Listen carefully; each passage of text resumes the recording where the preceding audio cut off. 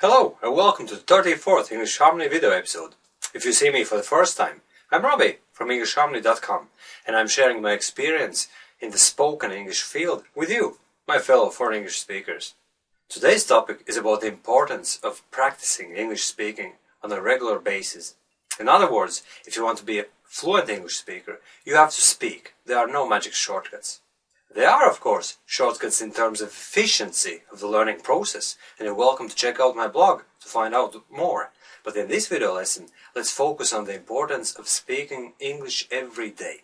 By the way, did you know that the most viewed video on my YouTube channel so far is the one where I'm talking about the importance of speaking English with yourself, in case you've got no one else to talk to? I guess it's a good indicator of a typical situation that foreign English speakers find themselves in. You know, even if you live in an English-speaking country, there might be not enough face-to-face contacts with other English speakers. On many occasions, foreigners living under such circumstances won't go the extra mile to practice some English, because it's not a necessity, and they can do without it.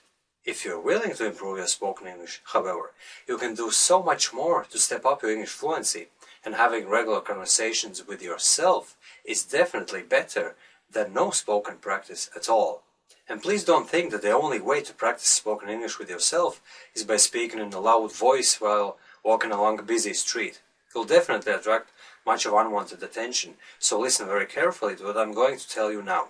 First of all, the best occasions for speaking English with yourself is when you're alone or when there's no one in close proximity. I'm pretty sure that anyone has at least 10-20 minutes a day when you're completely on your own, and that time can be very well spent improving your spoken English. Secondly, you don't actually have to talk out loud as you'd normally do when communicating with others.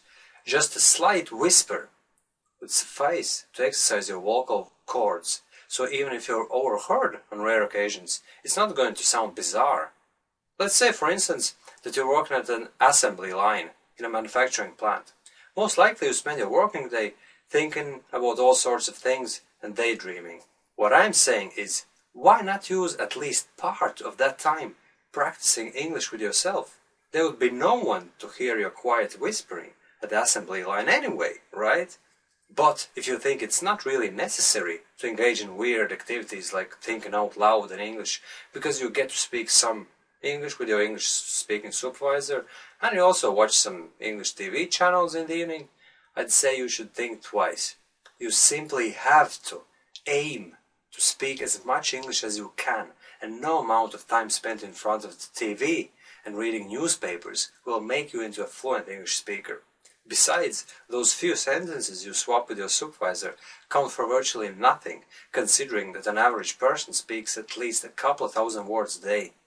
And you should also bear in mind that by practicing spoken English as often as you can, you'll facilitate your ability to think in English, and you'll add more words and phrases to your active English vocabulary. You know, it's one of the biggest issues that foreign English speakers face worldwide. They can't help thinking in their native language and translating into English. It results in a very slow and hesitant English speech, and it also drains off that person's confidence.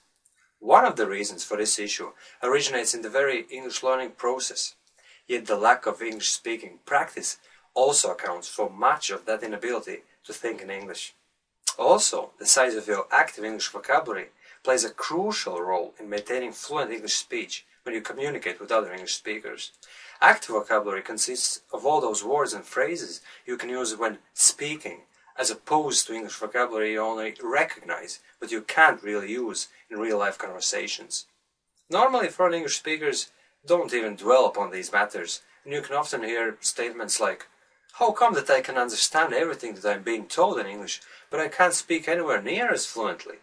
Well, my friend, the answer is simple. It's the lack of spoken English practice, and apparently you don't get enough opportunities to speak with other English speakers.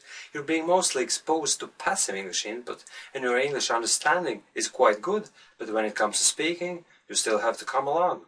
So my answer to all these problems is, engage into regular English monologues, and you'll feel your spoken English improve radically. You definitely have situations when you are on your own and you're actively thinking about something, your future plans, events from the past, and so on. So why not turn that thinking in your native language into a purposeful English-speaking practice session? It's easy, it'll cost you nothing, and it's a brilliant way of improving your English fluency and also preparing for important events like interviews, appointments, and so on. Alright, my friend, that's it for today's lesson. And next time, we'll look at more specific aspects of practicing spoken English with yourself. I'll discuss various topics that are perfect for English monologues and narrations, and we'll also look at different technical aspects of such speech practicing to make it more effective. Thanks for watching this video, and see you soon again!